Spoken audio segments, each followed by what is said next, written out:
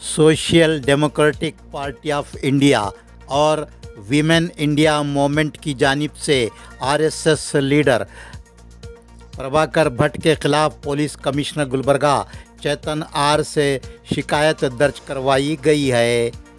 प्रभाकर भट्ट के मुस्लिम ख़वातीन के ख़िलाफ़ दिए गए इंतहाई नाशाइस्ता, एहनत आमेज़ और इश्तियाल अंगेज़ बयान के ख़िलाफ़ एसडीपीआई और डब्ल्यूआईएम के वफद ने आज पुलिस कमिश्नर गुलबर्गा से मुलाकात करते हुए शिकायत दर्ज करवाई। प्रभाकर भट्ट के ख़िलाफ़ एफआईआर दर्ज करने का मुतालबा किया। एसडीपीआई और डब्ल्यूआईएम ने रियासती हुकूमत से प्रभाकर भट्ट को फौरी गिरफ़्तार करने और जहरीली नफ़रत फैलाने वाली तकारीर और बयानात पर फौरी पाबंदी आयद करने का पुरज़ोर मुतालबा किया गया।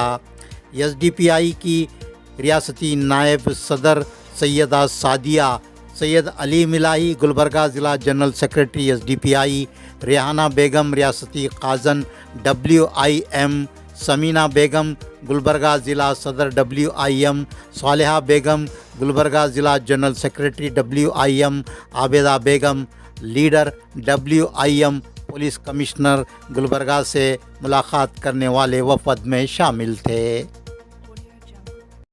आज हम यहाँ गुलबर्गा कमिश्नर ऑफिस में मौजूद हैं अपनी पूरी वुमेन इंडिया मूवमेंट डिस्ट्रिक्ट की टीम के साथ और स्टेट की ट्रेजरर के साथ। हमारे एसडीपीआई के जनरल सेक्रेटरी भी हैं। हमने आज कमिश्नर से मिलकर एक एफआईआर की अपील और मेमोरेंडम दिया है। ये एफआईआर जो है ये 2 दिन पहले प्रभाकर भट्ट के दिए हुए एक बहुत ही ख़राब और गंदे बयान के ऊपर है, जिसमें हमने कमिश्नर को ये बताते हुए अपील की है कि एफआईआर की जाए।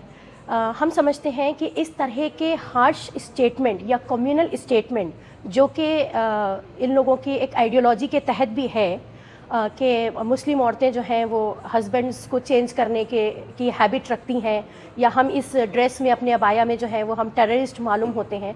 इस तरह के हार्श जो है स्टेटमेंट्स ये ना सिर्फ वुमेन डिग्निटी की अगेंस्ट हैं, बल्कि ये सोसाइटी के पूरे सेक्युलर और पीस फैब्रिक को भी जिसे कहते हैं कि डैमेज करते हैं। तो मैं समझती हूँ कि इस तरह के बयान के ऊपर अगर कांग्रेस की गवर्नमेंट में लॉ एंड ऑर्डर के तहत सख्त एक्शंस लिए जाते हैं तो हम काफ़ी हद तक इस हेट क्राइम को या हेट पॉलिटिक्स को कंट्रोल कर सकते हैं। तो हम एसडीपीआई या विम जो है इसको पूरी तरीके से कंडम करते हैं। इसके अलावा हमारा एक सवाल जो है वो कांग्रेस सिद्धरामैया जी की गवर्नमेंट से भी है, प्लस हमारा सवाल जो है वो उन सारे मुस्लिम रिप्रेजेंटेटिव से भी है जो ये कह के करोड़ से ऊपर मुसलमानों का वोट लेकर गए थे कि वो मुसलमानों को उनकी इज्जत, उनकी डिग्निटी, उनके राइट्स के साथ रूल करके दिखाएंगे कर्नाटका स्टेट में। और मैं समझती हूँ कि कहीं ना कहीं हमें उनके वादे फेल होते नज़र आ रहे हैं। ये बड़ी शर्म की बात है कि माइनॉरिटीज़ के जो रिप्रेजेंटेटिव्स माइनॉरिटीज़ से और अपनी कम्युनिटी से ढेर सारे वोट्स लेकर बैठ जाते हैं, उनसे हमें ना दाल चावल चाहिए, ना उनसे हमें फ्री की बिजली की या फ्री बस की भी उतनी ज़रूरत नहीं है जितनी ज़रूरत इस वक्त हमें अपनी डिग्निटी, अपने प्रोटेक्शन और अपने पीस की है माशरे में।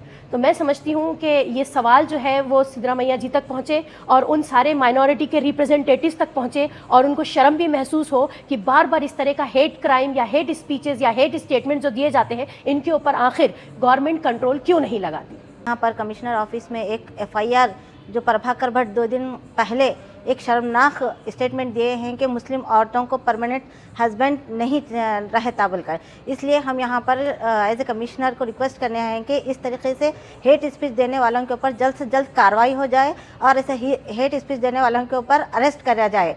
ये आने वाले दिनों में हमारे मुस्लिम माशरे के औरतों की डिग्निटी के लिए जो खतरनाक है, तो इसलिए हम लोग ये सिद्धरामैया गवर्नमेंट से ये अपील करते हैं कि उन पर जल्द से जल्द एफआईआर हो और कार्रवाई हो, क्योंकि अगर इस पर कार्रवाई नहीं होगी तो इन लोगों का और हौसला अफजाई होगी और जो है ना ये हेट स्पीचेस देकर हमारे माशरे को ख़राब करेंगे और औरतों की डिग्निटी को और ख़राब करेंगे। तो social democratic party of India और वुमेन इंडिया मूवमेंट जो एसडीपीआई की वुमेन विंग है, इसके जानिब से आकर police commissioner of Gulbarga Chetan R IPS साहब को मुलाकात करके हम लोगों ने यहाँ पर कंप्लेंट दर्ज करवाया और ये कहा है, ये डिमांड किया है कि इमीडिएटली एफआईआर किया जाए प्रभाकर कल्लड़ का, प्रभाकर भट्ट पर।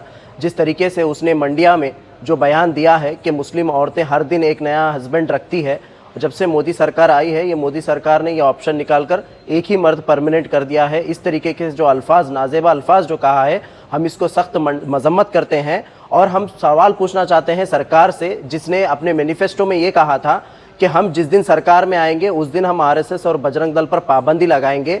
खुद प्रियंक खरगे ये कह रहे थे, कहते कहते थक नहीं रहे थे। Gulbarga district incharge minister mister Priyank Kharge ये कह रहे थे कि हम जो भी कम्युनल स्पीच करेंगे हम उनको पकड़कर अरेस्ट करके जेल में डालेंगे बोलकर ये बोले थे। मैं उनसे सवाल करना चाहता हूँ, कुछ नया डिमांड हम लोग यहाँ पर लेकर नहीं आए हैं। हम उनसे सवाल करना चाहते हैं कि प्रभाकर भट्ट और जो सिद्धलिंगैया स्वामी, ऐसे जो जितने भी प्रमोद मुतल्लिक, ये जो बजरंग दल के, आरएसएस के जो लोग हैं, श्री राम सेना के जो लोग हैं, लगातार मुस्लिम औरतों को जो टारगेट कर रहे हैं, जो औरत की डिग्निटी को, एक वुमेन कम्युनिटी को जो टारगेट कर रहे हैं, इनके ऊपर एक्शन कब लेंगे ये लोग? सबसे बड़ा सवाल ये है। तो ये ये सिर्फ बात करने वाले लोग हैं, जबकि आप देखिए कर्नाटका में 75 लाख वोटर्स मुस्लिम्स हैं, उसमें से 55 लाख वोटर्स इस बार कर्नाटका में इलेक्शन में वोट दिए हैं। उसमें कांग्रेस को 50 लाख से ज़्यादा लोगों ने, मुसलमानों ने वोट दिया है।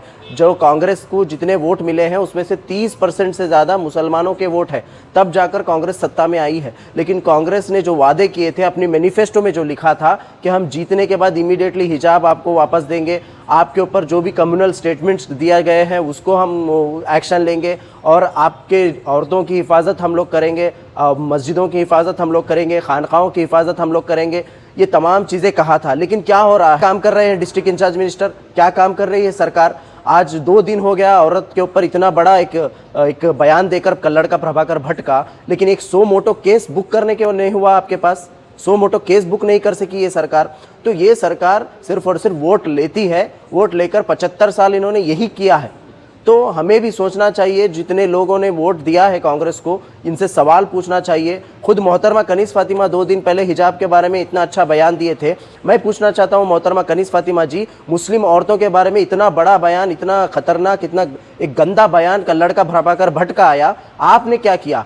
क्या आपने पुलिस को बात करके एफआईआर बुक किया? क्या आपने सो मोटो केस बुक करवाया? क्या आपने सरकार से बात किया? क्या आपने एक स्टेटमेंट जारी किया? तो ये बहुत ही शर्म की बात है। इसी को हम कंडेम करते हैं और हम आवाम से भी अपील करते हैं कि आप लोग ज़रूर सवाल पूछिए सरकार में। आप सिर्फ वोट देकर खामोश ना बैठे, सरकार से ज़रूर सवाल पूछें।